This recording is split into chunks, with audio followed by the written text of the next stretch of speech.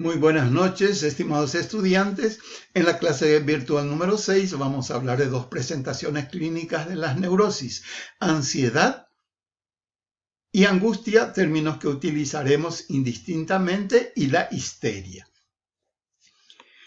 ¿Cuándo aparece la ansiedad o trastornos de angustia? Cuando hay una amenaza a la identidad o hay una agresión al yo personal. De hecho, filósofos como Kierkegaard decía que ejercer la libertad nos causa angustia. Otto Rank, otro filósofo, dice que ser individuales, la individualización, también es motivo de angustia. Goldstein considera como parte de nuestro desarrollo y evolución vital. Rollo May dice que aparece en todos los ámbitos de nuestra vida y se refleja en la literatura, en la psicología, en las novelas, etc. La angustia aparece de forma normal hasta la franca patología. La angustia normal es el miedo. La angustia patológica se diferencia de la normal por tres términos: anacrónica, porque pertenece a conflictos del pasado; fantasmagórica, no es del mundo real, sino producto de la imaginación del sujeto; estereotipada, porque es repetitiva y está afincada en la personalidad del sujeto. Su naturaleza dijimos que es normal el miedo, y la patológica, que a su vez se divide en primaria y secundaria. Primaria cuando el centro, el principal trastorno es la angustia y puede ser reactiva a los momentos más actuales y nuclear a procesos más antiguos y de los primeros instantes de la vida del individuo. La secundaria es cuando es un síntoma más de otra enfermedad mayor, como por ejemplo puede ser un síntoma de la depresión o de las enfermedades orgánicas. Otras clasificaciones. Spielberger habla que existe una ansiedad estado, que es como la reactiva, más momentánea, y la ansiedad rasgo, que se parece a la nuclear, que forma parte de la personalidad.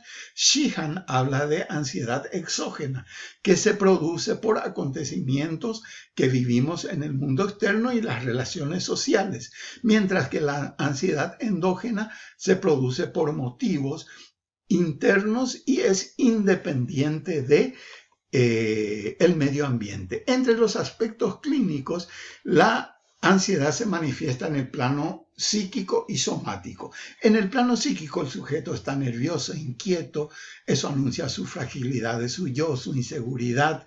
Los ruidos le asustan, el futuro le agobia, su mundo se vuelve más estrecho, pierde su vigilancia. No quiere perder su vigilancia, duerme poco, al día siguiente amanece malhumorado, tiene somnolencia, irritabilidad, cansancio, tensión, llora. Y eso le produce un cierto descanso. En el plano somático es lo que en su cuerpo reacciona a su sistema autónomo o vegetativo en forma de palpitaciones, taquicardias, mareos, algias, vómitos, diarreas, salivaciones, temblores, etc., y que es producto de esa inquietud y el nerviosismo. Cuando hablamos de la presentación clínica, vamos a decir que esta se produce en forma de crisis de angustia y ansiedad generalizada. La crisis de angustia es cuando son episodios de aparición diurna y nocturna, aparecen en forma súbita con una descarga neurovegetativa. No se olviden los temblores, la sudoración, etcétera, que tiene que ver con el sistema nervioso autónomo. Y el sujeto tiene una fuerte evidencia de que puede morir, perder el control, volverse loco o adquirir una enfermedad grave. Dura aproximadamente 15-30 minutos. El susto que se pasa es tremendo. A partir de allí tiene lo que se denomina, en algunos casos, cuando se cristaliza, la ansiedad anticipatoria, es decir, el temor a que le vuelva a ocurrir eso cuando no esté alguien que lo acompañe en un lugar lejos de su casa y nadie le pueda ayudar. Por ejemplo, algunos de los síntomas de esta crisis de angustia son la disnea, que es la dificultad respiratoria, opresión precordial cuando el pecho le aprieta, parestesia son los adormecimientos, los hormigueos que experimentan el cuerpo. Los otros síntomas ustedes los conocen. La ansiedad generalizada es un estado más prolongado y persistente, a diferencia del otro.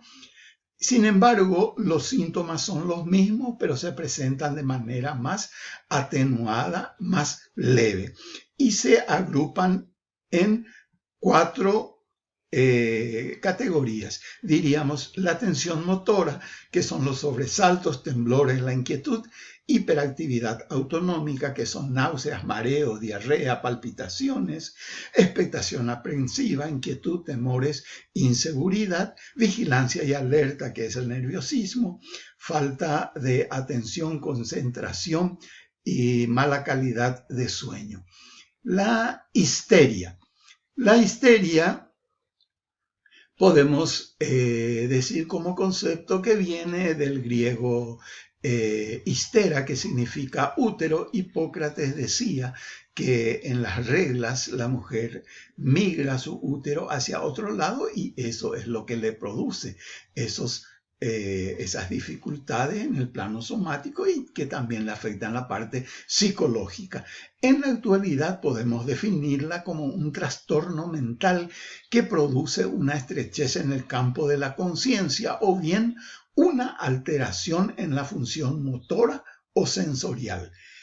Y por esos motivos la persona no tiene conciencia de que su trastorno histérico tiene un valor simbólico o le produce una ventaja secundaria o psicológica. En cuanto a la clasificación, vamos a ver que la histeria se presenta de 3 maneras. Los trastornos de somatización o síndrome de Briquet, que se inician antes de los 30 años, raramente se diagnostica en varones. Se producen, por ejemplo, dolores gastrointestinales, dérmicos, sexuales, dolores internos que no se explican por una enfermedad médica conocida. Es decir, el sujeto se realiza estudios, análisis y no aparece algo que justifique esas molestias y dolores. Otro es el trastorno de conversión, en donde aparecen conflictos y que le producen al sujeto déficit en las funciones motoras y sensoriales. Por ejemplo, parálisis, inmovilidad, incapacidad de mover sus miembros, a veces ceguera, incapacidad de escuchar. Otro se denomina trastornos de disociación o disociativos y afecta la identidad del sujeto, la memoria, su conciencia. No recuerda parte de su biografía, asume personalidades múltiples y de repente el sujeto se confunde y olvida parte de su historia. Ahora vamos a ver de los aspectos clínicos. Los aspectos clínicos se presentan en accidentes somáticos, psíquicos, y lo primero se denominan accidentes somáticos y se presentan de manera aguda. Y en segundo lugar, se presenta de manera persistente. Las agudas son las crisis excitomotrices. Por ejemplo, la gran crisis de Charcot, que tiene 4 etapas. El principio o pródromo, donde hay dolores ováricos, palpitaciones. En segundo lugar, se cae el sujeto en el suelo y tiene una actitud epileptoide, es decir, sufre de convulsiones. Luego, un periodo de contorsiones, que es el tercero, donde lucha y grita. Cuarto, periodos pasionales, donde imita movimientos sexuales eróticos, y un periodo terminal donde recupera su conciencia y llora. También aparecen formas menores, igual a esto que hemos descrito, pero en forma atenuada, y las formas atípicas donde predominan el hipo, el bostezo, crisis de llanto y risa. Estos son crisis de excitación. La crisis de inhibición es cuando simula un estado de coma, pero se recupera cuando se lo estimula fuertemente, se le habla, pero siempre tiene una oposición a abrir los párpados cuando se le pide que los abra. Están los accesos catalépticos, que es una simulación o parecido a la muerte, y las crisis sincopales, que se ubican en las fronteras de los trastornos neurovegetativos. Los persistentes que dijimos son aquellos que se producen en el sistema nervioso de relación y, por ejemplo, son motores sensitivos y síndromes sensoriales. Los motores son parálisis, trastornos de fonación, o sea, dificultades para hablar. Los sensitivos son la anestesia, pérdida del movimiento del miembro, y los sensoriales son la ceguera, sordera, pérdida del olfato. Los accidentes psíquicos son los trastornos de la memoria y que van en la línea de la teoría de Freud. Por ejemplo, aquellos acontecimientos que son traumáticos tienden a ser olvidados. También se producen inhibiciones en la parte intelectual y estados de fuga o sonambulismo. Estados de fuga son, por ejemplo, la pérdida de la identidad, se producen identidades múltiples, olvida parte de su historia. Ahora, la personalidad histérica tiene algunas características. Primero, egocentrismo. La persona quiere ser el primero en todo, quiere destacar, busca sobresalir. En segundo lugar, se habla del histrionismo, que viene a ser la teatralidad. Todo histérico tiende a ser teatral. Algunos dicen que no son actores, sino son el teatro en sí mismo. Yo les hablé en un momento que a veces las personas que asisten a un funeral se desmayan y le roban el acto al principal personaje, que es el muerto. La labilidad emocional lo que implica es una pobreza emocional, es inestable. La habilidad significa cambio, por eso pasan de un amor y de una amistad incondicional al odio más descarnado. La sugestionabilidad es otra característica que lo vuelve vulnerable a la influencia de otras personas, siempre y cuando no las quieran cambiar. Otro término habla de la dependencia. Son personas que no han madurado, siempre están pendientes de los demás y generalmente exigen más de lo que dan. Por otro lado, tenemos las erotizaciones de las relaciones sociales. Utiliza la seducción en la relación con los demás, entonces parecen personas muy liberadas sexualmente, muy promiscuas, muy seductoras. Sin embargo, la última característica es el temor a la sexualidad. Detrás de toda esa apertura que parece que es una persona muy libre, muy promiscua, en realidad hay una persona muy insegura, incapaz de amar, y es muy propio que se produzcan frigidez en las mujeres e impotencia en los varones. Estas son las características de la personalidad histérica. Desde ya les agradezco por su atención.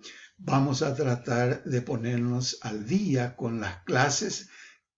Estoy recibiendo los mensajes de ustedes. Lean, prepárense bien antes de presentarse. Les deseo muchos éxitos y que tengan también unas vacaciones que les ayuden a recuperarse, descansar un poco y retomar con mucha vitalidad y energía la siguiente etapa. Muchas gracias. Hasta luego. Cuídense. Gracias por todo.